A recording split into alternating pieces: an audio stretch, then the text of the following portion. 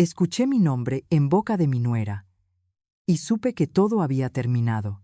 Mateo convenció a su madre de firmar los papeles sin que se diera cuenta, dijo, riendo, al otro lado del teléfono. En ese momento entendí que mi propio hijo me había vendido la casa donde lo vi dar sus primeros pasos. Pero también supe algo más, que no pensaban con quién estaban tratando, porque una madre puede perdonar muchas cosas, excepto el olvido.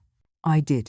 Si estás viendo este video, dale a me gusta, suscríbete y cuéntame dónde escuchaste esta historia en los comentarios. Me encantaría ver hasta dónde pueden llegar las voces de mujeres como Teresa, que decidieron alzar la voz y no gritar. Ahora sí, volvamos a esa casa blanca, donde todo parecía igual, y solo una madre envejecía esperando un domingo más. La casa no ha cambiado en más de 40 años. Las paredes blancas encaladas, las vigas de madera oscura que crujen con cada cambio de clima, y ese aroma a cáscara de naranja seca que siempre flota por los pasillos, todo sigue igual. Solo yo he envejecido. Cada domingo me despierto antes del amanecer, incluso cuando no hay ruido en la casa, ni pasos que me hagan levantarme. Es una costumbre que se me ha quedado grabada en los huesos, como el olor del café tostado o el tintineo de las cucharas de plata que usábamos en Navidad. Ese domingo, como todos, encendí la radio vieja que me regaló Mateo cuando aún era niño. Sintonizaba siempre el mismo programa de coplas antiguas. Mientras tarareaba bajito, pelaba las naranjas del huerto, las más dulces, para hacer zumo fresco. Lucía decía que no le gustaban, que prefería las que vienen en botella, pero yo igual las preparaba. Para mí, no hay nada que diga familia, como una jarra de zumo exprimido a mano. Había preparado paella, como cada domingo, a fuego lento, con pollo y conejo, como enseñaba mi abuela. Puse la mesa en el jardín, justo bajo los olivos que plantamos cuando Mateo nació. Cada árbol tiene su historia. El más grande, a la izquierda, fue un regalo de mi esposo cuando cumplimos 20 años de casados. El pequeño, el que da sombra al banco de piedra, lo plantamos el día en que nació mi primer nieto. Me senté un rato bajo ese árbol, miraba el camino de tierra que lleva a la entrada, esperaba ver la nube de polvo que siempre anuncia que alguien viene en coche. A veces cierro los ojos e imagino que escucho la voz de Mateo gritar, «Mamá, ya llegamos». Desde el otro lado del portón, eran las 12:30. Nada. Me dije a mí misma que tal vez Lucía se retrasó en el restaurante. Siempre está ocupada, lo entiendo. A las 1, el arroz ya estaba en su punto. Me levanté, lo tapé con un paño limpio y fui a sentarme al porche. Las campanas de la iglesia marcaron las 2 y mi corazón se encogió un poquito. No era la primera vez que no venían, pero cada vez dolía como si lo fuera. A las 2:30 recibí un mensaje de Mateo. «Mamá, lo siento. Se complicó el día en el local. Lucía tuvo un problema con los proveedores. Te llamo más tarde. Besos».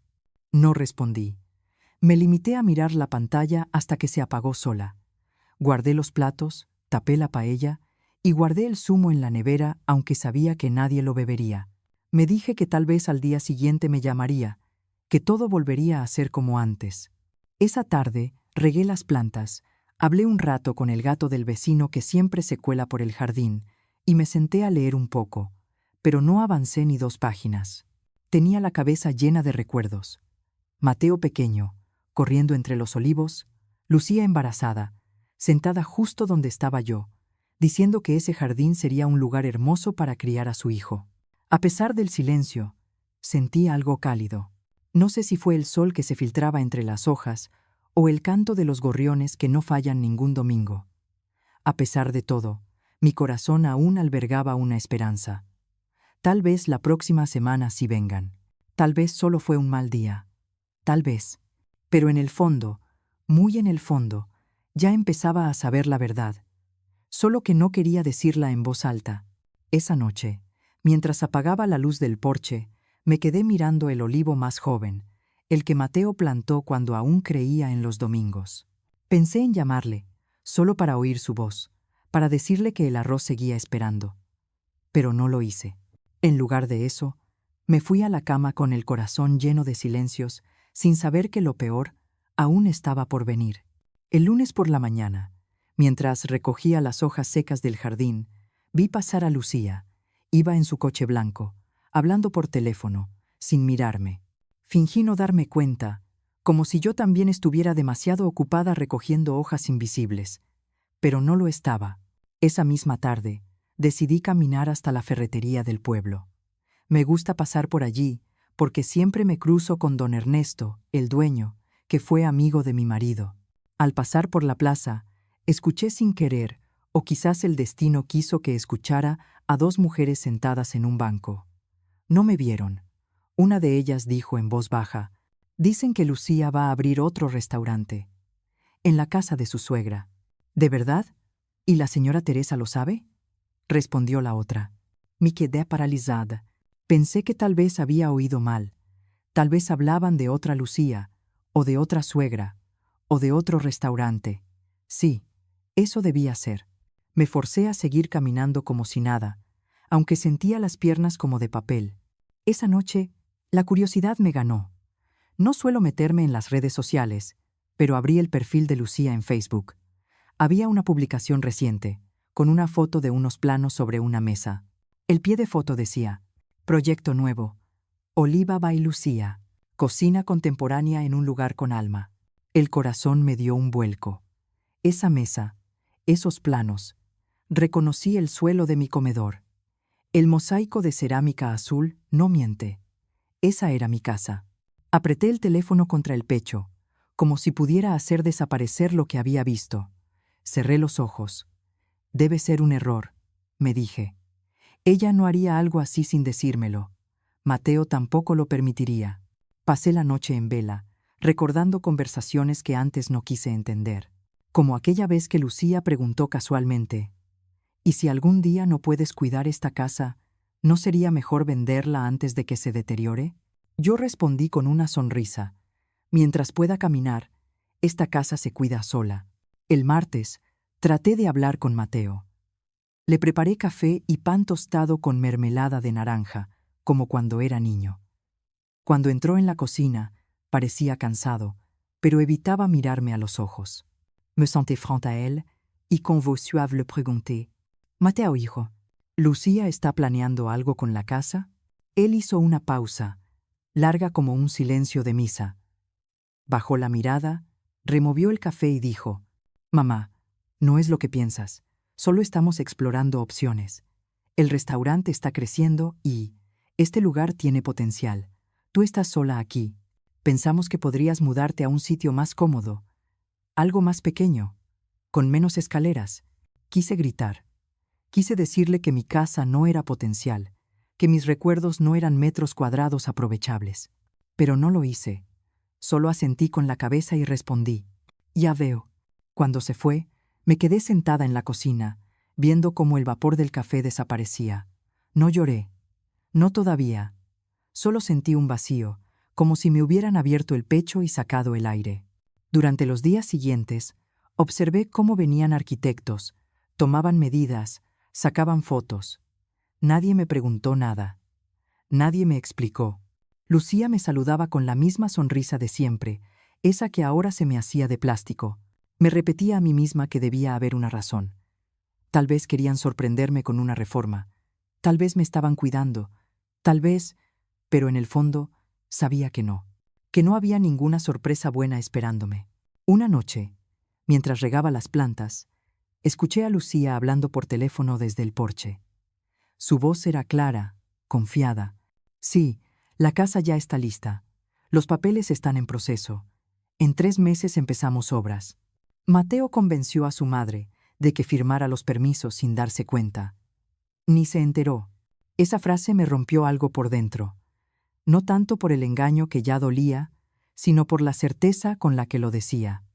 Como si yo fuera una anciana inútil, una firma fácil, un estorbo silencioso. Me senté en el banco bajo el olivo. Miré hacia las estrellas y recordé a mi madre. Ella siempre decía: «El verdadero dolor no grita, susurra». Y en ese susurro, esa noche, entendí que estaba sola, pero todavía no hice nada. Aún no. Porque cuando una madre ama de verdad, siempre espera un poco más, aunque sea para asegurarse de que el amor fue real alguna vez. Durante días, fingí que no sabía nada, que no había escuchado aquella conversación en el porche, que los arquitectos venían solo a ver el jardín. Me convertí en una sombra dentro de mi propia casa, caminando en puntillas entre la esperanza y la resignación. Tal vez esperaba que Mateo se acercara, que Lucía se disculpara, pero no lo hicieron. Y entonces, el silencio empezó a doler más que cualquier palabra dicha. Las semanas siguientes fueron largas, más largas que cualquier invierno de mi vida. No nevaba, pero el frío se sentía en los huesos. No era el de la temperatura, sino ese frío que se mete en el alma cuando uno ya no espera visitas, ni llamadas, ni siquiera una excusa. Desde que escuché aquella frase de Lucía en el porche, no volví a hablar del tema. No hice escándalo. No confronté. ¿Para qué? A esa altura, ya no necesitaba confirmaciones. Cuando una madre escucha cómo su nuera presume de haberla engañado y su propio hijo no mueve un dedo, ¿qué más se puede decir? Dejé de cocinar los domingos. Guardé la paellera en la parte más alta del armario, donde no la veo. El mantel de los almuerzos familiares, ese que bordé con rosas rojas cuando Mateo se casó, lo doblé con cuidado y lo metí en una caja. También guardé las fotos, una por una, no porque quisiera olvidarlas, sino porque ya no podía soportar mirarlas sin sentir un nudo en la garganta. Las noches eran las peores. Me acostaba temprano, pero no dormía. Me daba vueltas en la cama, escuchando el tic-tac del reloj como si fuera una cuenta regresiva hacia el vacío. A veces me levantaba a las 3 de la madrugada, solo para sentarme en la cocina con una taza de té y preguntarme en qué momento dejé de ser madre, para convertirme en obstáculo. Escribí varios mensajes a Mateo, algunos largos, otros cortos. Uno solo decía: ¿estás bien? Nunca obtuve respuesta. Veía las 2 palomitas azules. Sabía que los leía, pero nada. Ni una palabra, ni un «hola, mamá». Un día, después de tantas noches en vela, el cuerpo me dijo «basta». Me desmayé en el jardín, justo al lado del olivo más viejo. Fue la vecina quien me encontró, doña Carmen. Me llevó al hospital. Estuve allí 3 días. 3 días sin visitas. 3 días mirando el techo blanco, con el corazón tan pesado que apenas podía respirar. Al 4.º día, me dieron el alta. Doña Carmen me acompañó de regreso. Cuando entré en casa, algo dentro de mí se rompió. Los olivos del fondo ya no estaban. Solo quedaban huecos en la tierra y un par de troncos cortados.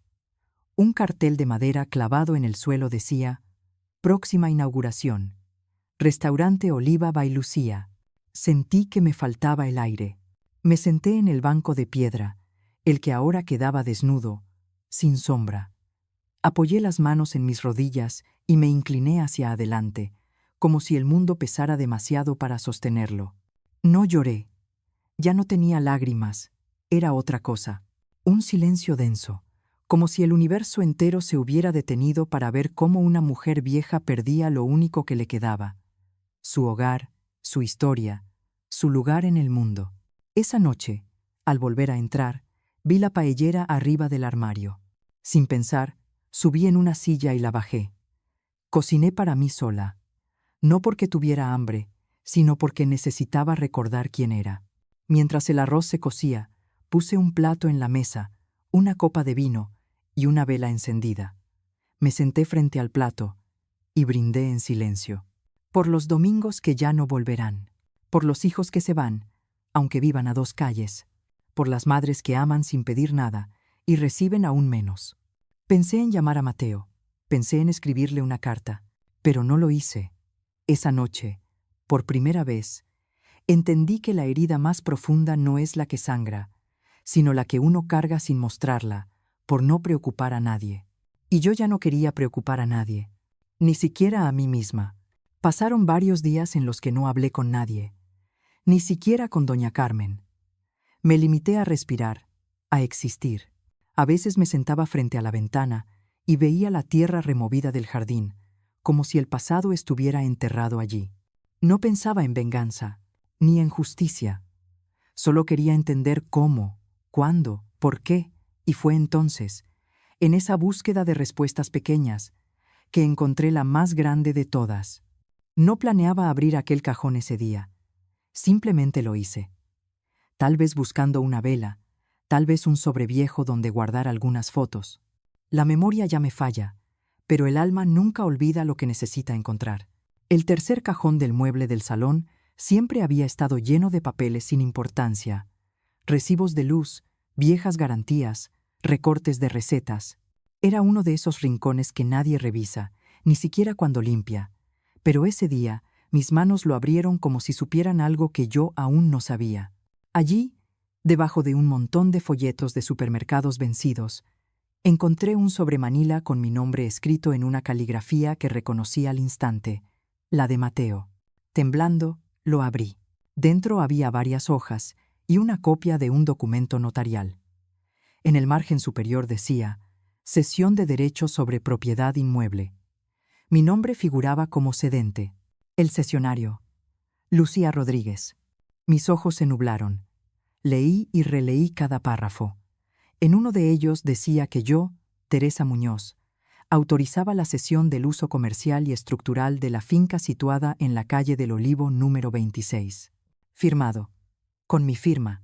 Me sentí mareada. Sabía perfectamente que nunca firmé eso con esa intención. Recordé aquel día, hace poco más de 3 meses, cuando Mateo vino con unos papeles para actualizar el seguro del hogar. Me pidió que firmara sin leer demasiado, diciéndome, «Es solo un trámite, mamá, confía». Y lo hice, como toda madre hace con su hijo. La traición, cuando lleva tu sangre, duele distinto. Es un cuchillo sin filo que corta lento. Seguí leyendo. Al final del documento había un correo electrónico impreso. Era una conversación entre Mateo y un abogado.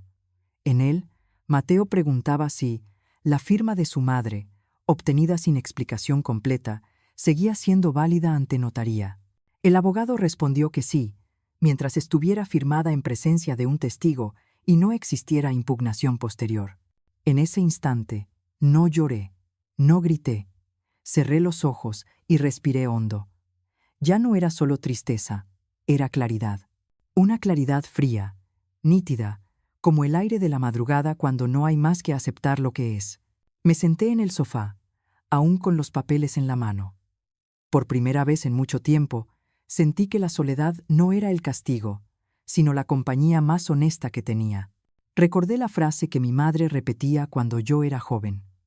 Cuando dejas de esperar que te cuiden, aprendes a cuidarte de verdad. Esa noche no dormí, pero tampoco sufrí. Ordené papeles, clasifiqué cuentas. Saqué el duplicado de la escritura original de la casa. Fui a buscar mi vieja caja de costura, donde guardo las cosas importantes. Allí estaba el testamento de mi esposo, donde claramente decía que la propiedad debía permanecer en manos de la familia para uso de vivienda, nunca comercial. Tomé un cuaderno y comencé a escribir. No una carta para Mateo, no una súplica. Era una lista de todo lo que había hecho por él, desde que nació hasta el día que me pidió que firmara aquellos papeles. Cada pañal, cada noche en vela con fiebre, cada domingo de paella, cada préstamo que nunca devolvió, cada silencio que me tragué por amor. Y al final de la lista escribí, hoy he despertado, no como madre, sino como mujer que se ha cansado de ser usada. A la mañana siguiente, llamé a un abogado. Me costó, no porque no supiera qué hacer, sino porque aún dolía tomar esa decisión. Me atendió una mujer joven, muy amable. Le expliqué todo, le mostré los documentos, las copias, la firma. Me escuchó en silencio, y al final dijo, «Señora Teresa, podemos actuar. Esto es impugnable, pero necesito que esté segura». Y yo, por primera vez en mucho tiempo, lo estuve. Colgué el teléfono y salí al jardín. Allí donde ya no estaban mis olivos, planté una maceta con jazmines, pequeños, blancos, discretos, como yo, pero fuertes, y con raíces que no se arrancan tan fácil. Esa noche no soñé. Solo abrí los ojos antes del amanecer, sintiendo que algo dentro de mí había cambiado para siempre. Ya no quería respuestas. Ni siquiera justicia inmediata. Solo quería volver a mirarme al espejo y reconocer a la mujer que, durante décadas, había entregado todo por amor. Era momento de recoger lo que quedaba y empezar a reconstruirme, paso a paso, sin escándalo, pero con fuerza. Desperté aquella mañana con una claridad que no había sentido en años. No era rabia lo que me impulsaba, sino una determinación tranquila. Me vestí despacio, como siempre, con el suéter gris que usaba para dormir, y caminé hacia el escritorio donde coloqué los documentos notariados que había encontrado. Tomé una hoja en blanco y escribí. Primer paso. Asesor legal de confianza. Llamé a la abogada que me atendió antes. Le expliqué con voz firme, aunque tranquila, todo lo que había descubierto: la sesión fraudulenta, las conversaciones impresas, el testamento original de mi esposo. Ella pidió que le enviara todos los documentos por correo electrónico antes de nuestra reunión. Yo los escaneé desde la tableta vieja que guardaba, haciéndolo con cuidado para que las imágenes fueran legibles, sin borrar sellos ni firmas. En la tarde caminé hasta la oficina municipal de registro de la propiedad. Hablé con un funcionario, presenté copias legales de la escritura original, pedí acceso al expediente de la cédula catastral de mi casa. Dije que necesitaba confirmar algo para actualizar datos personales. Nadie preguntó por qué. Nadie cuestionó. En silencio, como lo hacen las personas que ya han aprendido a no esperar permiso para existir. Regresé con los papeles bajo el brazo. Me senté bajo el jazmín que había plantado en el patio. Observé las flores pequeñas, blancas, tenaces. Hice una promesa en voz baja. Si quieren tomar mi casa, primero se hundirán en mis papeles. Durante las noches siguientes, trabajé poco a poco. Ordené la carpeta verde donde guardaba todo: testimonios, escrituras antiguas, libros de contabilidad casera, fotografías, notas que Mateo me había pedido firmar sin leer, empaquetados con fechas y firmas. Comparé documentos oficiales con los que Lucía había mostrado en sus planos. Encontré discrepancias, diferencias de fechas, firmas añadidas, márgenes que no se alineaban. Cada hallazgo era una semilla de poder silencioso. Un día, recibí una carta certificada sin remitente. Al abrirla, hallé una notificación administrativa. Se ha iniciado trámite de reforma en la parcela, permiso otorgado, vigencia 30 días. Eso era exactamente lo que deseaban: comenzar la obra antes de que yo presentara oposición. Mi corazón latió fuerte, pero no salté. En lugar de eso, anoté el número de expediente, fui al juzgado local al día siguiente, pedí copia del permiso, vi que faltaba mi firma como titular. Noté que el acta municipal estaba incompleta. Mientras tanto, durante esos días, Mateo me pidió verme. Dijo que tenía asuntos que comentar. Yo acepté. En ese encuentro, llevé a la mesa una copia del permiso incompleto. Le pregunté amablemente: ¿por qué este documento no está correctamente firmado? Él vaciló. Lucía entró tarde, con prisa. Dijo que no sabía del permiso, que era solo un trámite que Mateo le pidió gestionar. Yo no protesté, simplemente lo miré con calma y dije: esta casa lleva varios años en mi nombre.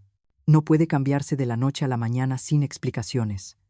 Ellos se miraron, no dijeron nada más. Yo me retiré. A esas alturas, ya no esperaba una disculpa, ya no necesitaba un reconocimiento. Solo pediría lo que debía hacer: que ese permiso fuera anulado, que la obra se detuviera, que recobrara mi hogar, y si eso no ocurría, entonces que saliera público, no como escándalo, sino como justicia. También contacté a un periodista local que conocía de años atrás. No les dije que iba a demandar, solo quería que escuchara mi historia ante documentos. Le pedí discreción, que evaluara si esto tenía relevancia para su columna local. Él aceptó reunirse conmigo. Le mostré firmas, contratos, los planos, el permiso incompleto, incluso esa carta certificada. Tomó fotografías silenciosas. Me escuchó sin interrupciones. Al salir, me dijo: esto vale mucho, pero debo corroborar legalmente antes de publicarlo. Yo asentí. No esperaba que mañana salga en prensa, pero sí que se sepa cuando sea el momento adecuado. Mientras tanto, con la abogada, preparamos impugnación judicial contra la cesión, pidiendo la nulidad del acto por vicios en el consentimiento, que yo firmé, sin saber lo que realmente firmaba, y que se declare que la casa no puede ser convertida en establecimiento comercial en contra de lo dispuesto en el testamento de mi esposo. Fue un trabajo minucioso: preparar demanda, cotejar firmas con perito calígrafo, citar testigos, preparar copias para registro, para ayuntamiento, para Lucía y Mateo. No fue rápido. Había días en que me sentía agotada. Las piernas me pesaban, me dolían las manos. Pero seguí, porque ya no era para ellos, era para mí, para no despertar cada mañana con un peso en el pecho. Y entonces, un día gris, la abogada me llamó. Señora Teresa, la demanda ha sido admitida. El juez ha dictado medida cautelar para suspender cualquier obra hasta que se resuelva el fondo del asunto. Esa tarde, cuando regresé a casa, todo estaba en silencio. No había obreros, no había camiones, no había martillazos. Solo el viento moviendo las ramas vacías de los olivos talados, y el jazmín que planté, aún florecido, despuntando entre lo que queda. Me senté en el banco de piedra, solitaria, con los documentos a mi lado. Cerré los ojos y respiré el aire. No era victoria plena, pero era el primer paso hacia la justicia. No necesitaba que nadie me dijera, bien hecho. No esperaba aplausos. Solo quería dormir tranquila, sabiendo que esta casa no sería robada sin que yo alzara la voz en silencio. Esa noche cociné arroz otra vez, para mí. Puse la mesa con el mantel bordado, la jarra de zumo de naranja dulce y un plato frente a una silla vacía. Brindé con el jazmín, con la tierra, con la memoria. Y al apagar la luz, pensé que aún quedaba mucho camino. Pero ya no caminaba callada. Después de aquella llamada de mi abogada, algo en mí se preparó para cerrar un ciclo. No tenía miedo, ni siquiera ansiedad, solo la certeza de que había hecho todo lo posible por defender lo que era mío. No sabía qué diría el juez. No sabía si Mateo aparecería. Pero lo que sí sabía era que yo ya no me pertenecía al silencio. Y eso, aunque nadie más lo entendiera, era mi verdadera victoria. La audiencia fue breve. El juez, un hombre de mirada firme y palabras precisas, leyó el expediente sin levantar la voz. Estaban todos allí: Mateo, cabizbajo; Lucía, con la cara tensa y el gesto de quien no admite derrota; y yo, sentada en la esquina con mi pañuelo de flores, apretando entre las manos la copia del testamento de mi esposo. La abogada habló en mi nombre. Mostró las pruebas, documentó las fechas, las firmas, los correos, el fraude. Explicó cómo fui inducida a firmar un documento bajo engaño, cómo se pretendía transformar mi hogar en un local comercial violando la voluntad de mi difunto marido. Todo estaba claro, demasiado claro. Lucía intentó defenderse. Dijo que yo estaba confundida por la edad, que nunca se me ocultó nada. El juez le pidió que respetara el turno de palabra. No necesitó decir más. Su actitud hablaba por sí sola.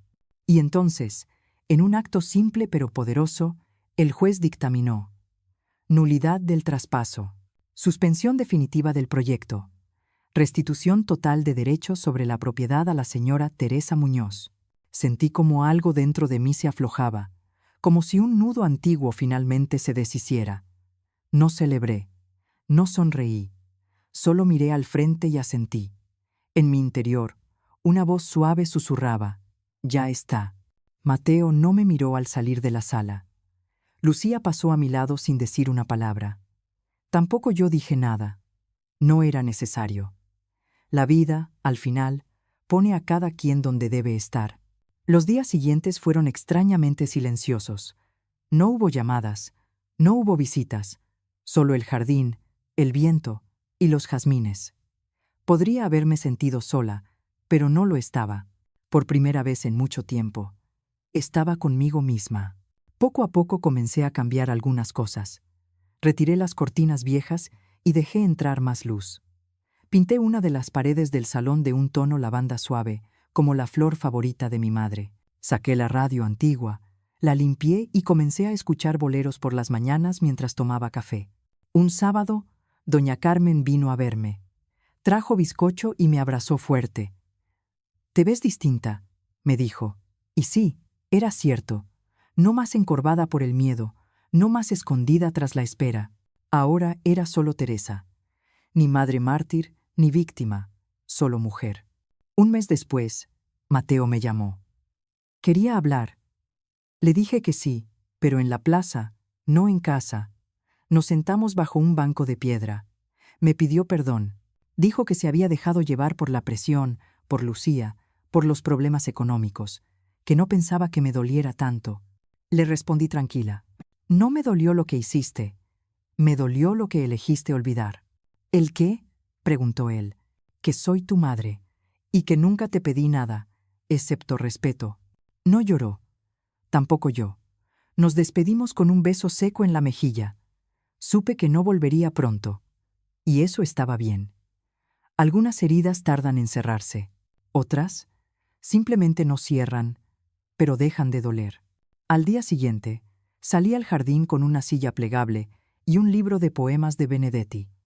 Me senté entre los maceteros, donde el jazmín seguía floreciendo. El sol caía suave, como si también quisiera acariciar la tierra.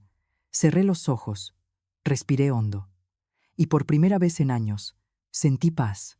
No por haber ganado, sino por haberme encontrado. Y así termina mi historia. No con fuegos artificiales, sino con el silencio dulce de quien, al fin, ha vuelto a casa. A veces, el mayor acto de amor es decir, ya basta. Aprendí que ser madre no significa borrarse a una misma, que el respeto no se exige a gritos, sino con actos firmes. Hoy, camino sin miedo. No porque todo esté perfecto, sino porque ya no me dejo a un lado. Si tú también has dado todo y te has quedado con las manos vacías, ¿en qué momento dejaste de cuidarte a ti misma por cuidar a los demás? Cuéntamelo en los comentarios. Tu historia puede ser la luz para otra mujer que aún está en la oscuridad. Y si este video tocó algo dentro de ti, no olvides darle me gusta, suscribirte y compartirlo con alguien que lo necesite. Nos vemos en la próxima historia. Y recuerda, tú también mereces paz, siempre.